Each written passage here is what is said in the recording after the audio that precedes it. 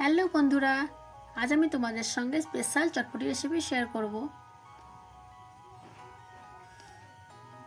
এখানে দেখো আমি আলু আর মটরকে সেদ্ধ করে নিয়েছি, এরপর আমি ম্যাশ করে নেব।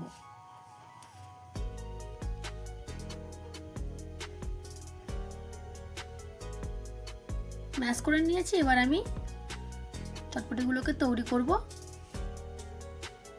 তাই আমি একটা থালার মধ্যে 4টা বাটি নিয়েছি, এরপর আমি 1 চামচ করে দিয়ে দেব। এরপর আমি এখানে কিছু মশলা দেব। প্রথমে দেব পেঁয়াজ কুচি আর কাঁচা লঙ্কার কুচি,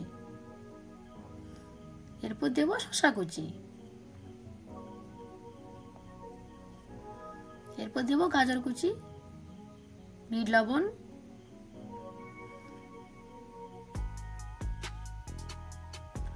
আর দেব জিরের গুঁড়ো আর লঙ্কার গুঁড়ো। প্রথমে দিলাম জিরের গুঁড়ো, এরপর দেব লঙ্কার গুঁড়ো,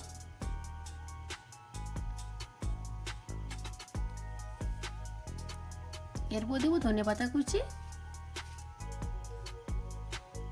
আর দেব তেঁতুলের জল।